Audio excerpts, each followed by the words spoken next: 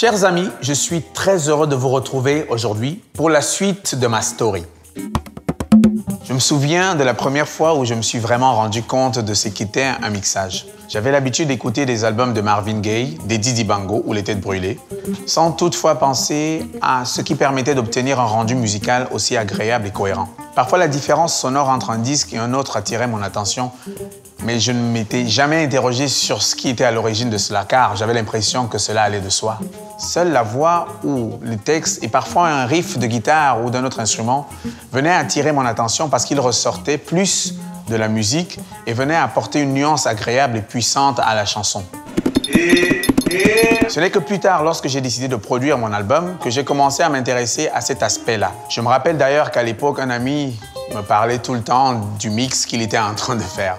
Je le trouvais frimeur, étant convaincu que cela ne concernait que les grands artistes musiciens. Ma période d'autoproducteur m'ayant emmené à vouloir comprendre toutes les étapes de l'enregistrement d'un album, j'avais fini par apprécier cette étape importante pour la concrétisation d'un produit de qualité.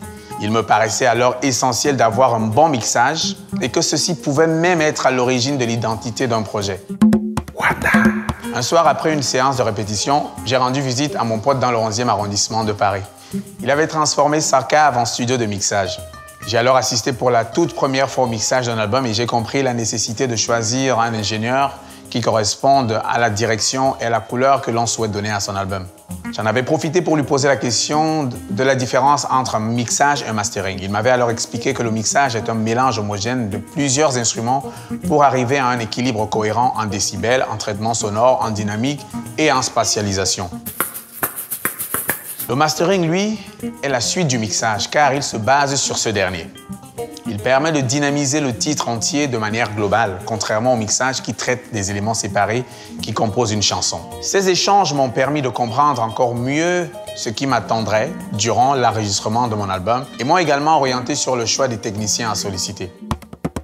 Je vous raconte la suite au prochain épisode. Mais avant, voici mon nouveau coup de cœur, Nadia Khalès. Très bonne écoute et rendez-vous à la prochaine story. B-side. Bye bye.